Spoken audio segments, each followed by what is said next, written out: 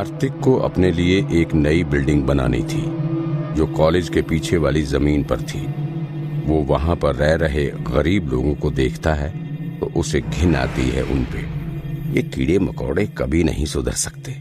मैं कल ही सारे कागज बना के इनको यहाँ से दफा करता हूँ। सरकारी कार्यालय में उसका एक साथी था जो उसको उस जमीन पर बिल्डिंग बनाने के लिए डॉक्यूमेंट्स बना के दे देता है। रात को वो बुलडोजर लेकर जमीन खाली कराने के लिए पहुंच जाता है। लोग अपने घरों से निकल के उसके आगे हाथ पैर जोड़ते हैं, लेकिन वो किसी की नहीं सुनता। तभी कहीं से एक पत्थर उसके सिर पे लगता है। किसने किया ये? कार्तिक पूछता है। एक बूढ़ा कच्चे मकान से निकल के उसके सामने आता है और कहता है, मेरे घर को कोई नहीं मिटा सकता। कार्तिक उस बूढ़े को एक जोरदार थप्पड़ मारता है और अपने आदमियों से कह के उसे वहां से हटा देता है। उसके आदमी उसे वहां से हटा के रोड के पास फेंक देते हैं। वो लुढ़कता हुआ बीच रोड पर गिर जाता है। वो देखता है अपने घर पे बुलडोजर चलते हुए। तभी एक ट्रक तेज रफ्तार से उसकी तरफ आता है और उसे टक्कर मार के चला जाता है।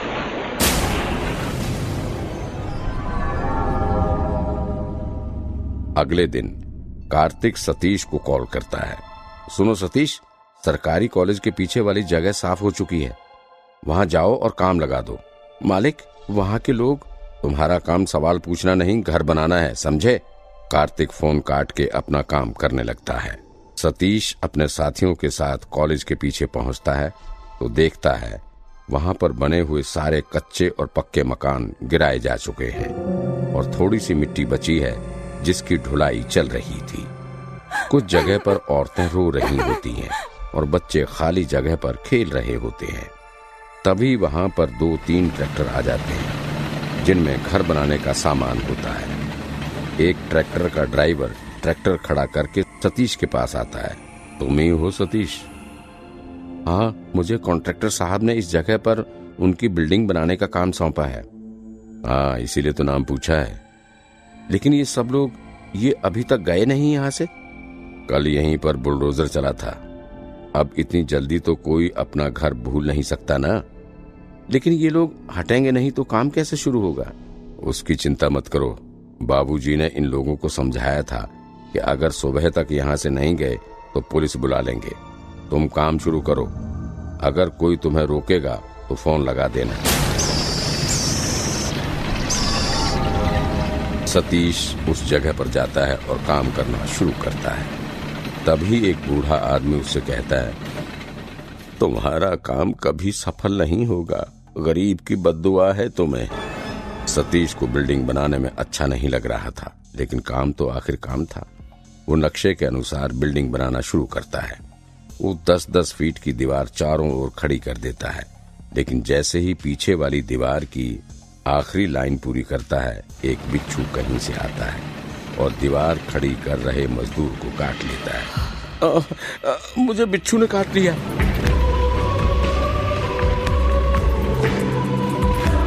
सतीश उसके पास आता है। अरे कोई इसे हॉस्पिटल लेके जाओ। उसे उसके साथी हॉस्पिटल लेकर जाते हैं जो पास में ही था। पट्टी करा के उसे वो वापस ले आते हैं। वो लोग काम फिर से शुरू कर देते हैं। सतीश देखता है कि सारी दीवारें खड़ी हो चुकी हैं, बस पीछे की दीवार की एक लाइन रह गई है। अरे पहले इस दीवार को पूरा करो, फिर आगे का काम देखो।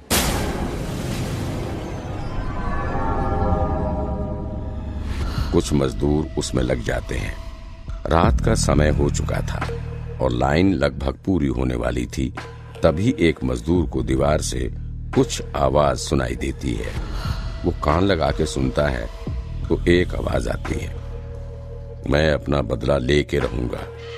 वो ये बात अपने साथी को बताता है, लेकिन वो हंस के टाल देता है। तभी उस दीवार के नीचे कई सारे बिच्छू निकलने लगते हैं और सारे मजदूर वहां से भाग जाते हैं। सतीश ये सब देखता है तो उसे अपनी आंखों पे विश्वास नहीं होता।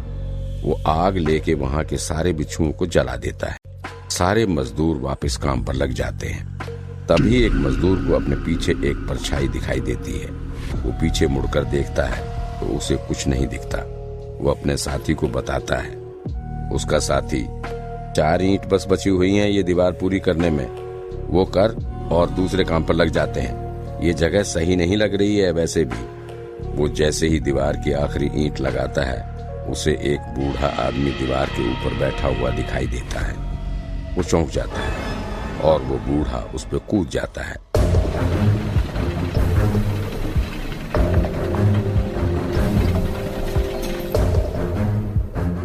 मजदूर चिल्लाने लगता है।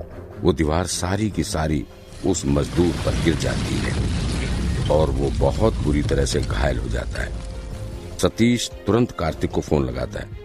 ये सब क्या लगा रखा है? एक तो इतने दिनों से तुम एक फ्लोर नहीं पूरा कर पा रहे हो, ऊपर से अब ये आखिर चल क्या रहा है उधर? सरकार, वहाँ 2 मजदूरों ने एक बूढ़े आदमी को देखा था और फिर दीवार गिर गई, लेकिन उस आदमी का पता नहीं चला। दीवार के नीचे भी नहीं मिला। नहीं। तुम लोग मुझे जेल भेजोगे लगता है। रुको, मैं खुद आता हूँ वहाँ पे। कार्तिक अपनी गाड़ी में बैठता है और साइट पर पहुंच जाता है। वो जाके देखता है कि बिल्डिंग की 3 दीवारें खड़ी हुई हैं और पीछे वाली पूरी गिर चुकी है। सतीश कार्तिक को सारी बात बताता है। मजदूर कहाँ हैं सब के सब? वो सब डर के मारे काम पर नहीं आए हैं। वो लोग कहते हैं कि यहाँ किसी आत्मा का साया है। क्या बेहुदा बकवास कर रहे हो? तुम्हें उस बूढ़े आदमी को ढूंढना होगा जो दीवार पे बैठा था। वो बूढ़ा यहाँ नहीं मिला, मतलब दीवार के नीचे तो नहीं आया। उस मजदूर का क्या हुआ? खतरे से बाहर है। तुम उस बूढ़े को ढूंढो, उस पर मैं पुलिस कंप्लेंट करवाता हूँ। सतीश वहां से चला जाता है।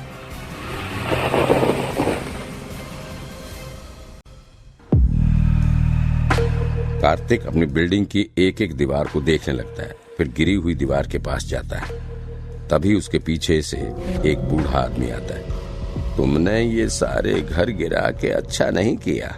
कार्तिक पीछे मुड़कर देखता है। कौन हो तुम और यहाँ क्या कर रहे हो? मैं उन्हीं में से एक हूँ जिनका तुमने घर तोड़ डाला, वो बूढ़ा कहता है। अच्छा, तो तुम भी उनमें से ही हो? कल जो कुछ भी हुआ उसमें तुम्हारा हाथ है? तुम्हारी दीवार मेरी वजह से गिरी क्योंकि तुमने मेरा घर गिराया। ये प्रॉपर्टी तुम्हारी थी नहीं, तुमने यहाँ पर जबरदस्ती अपने घर बनाए हुए थे, इसलिए उन्हें तोड़ना जरूरी था। घर के साथ भले इंसान भी मारे जाएं। कोई नहीं मरा और तुमने मेरी प्रॉपर्टी का नुकसान किया है। तुम लगता है मेरी दीवार गिराने के चक्कर में अपना पैर तुड़वा बैठे हो, इसलिए मैं तुम्हें जेल नहीं भेजूंगा। वैसे भी कितने दिन बचे हुए हैं तुम्हारे पास? बूढ़ा हंसने लगता है। मेरा पैर तुम्हारी दीवार गिराने से टूटा? वो और जोर से हंसने लगता है। और मैं जब तक यहाँ हूँ तुम्हें अपनी जमीन पर घर नहीं बनाने दूंगा। और वो हंसते हुए गायब हो जाता है। कार्तिक को अपनी आंखों पे विश्वास नहीं होता। क्या वो इतनी देर से एक भूत से बात कर रहा था? तभी सतीश वहां आ जाता है। क्या हुआ सर? वो बूढ़ा, वो एक भूत है। तभी अचानक से थोड़ी ही दूर पर खड़ा बुलडोजर चलने लगता है, लेकिन उसमें कोई नहीं बैठा होता। पीछे से बूढ़ा निकल के कार्तिक से कहता है, मैं जैसे मरा था तू भी वैसे ही मर। और वो उसे धक्का दे देता है, जिससे कार्तिक गिर जाता है और बुलडोजर उस पर चढ़ने ही वाला होता है। तभी सतीश उसे उठाकर खड़ा कर देता है, लेकिन उसका पैर बुलडोजर के नीचे आ जाता है। मेरा पैर, साहब मदद करो। लेकिन कार्तिक अपनी जान बचा के वहां से भागता है, लेकिन बुलडोजर उसका पीछा नहीं छोड़ता। वो भागते भागते वहां से दूर जाना चाहता था, पर उस भूत ने बुलडोजर से उसका पीछा करना नहीं छोड़ा। भूत बुलडोजर से कार्तिक को कुचलता हुआ उसके ऊपर से निकल जाता है और कार्तिक की वहीं उसी समय ही मौत हो जाती है।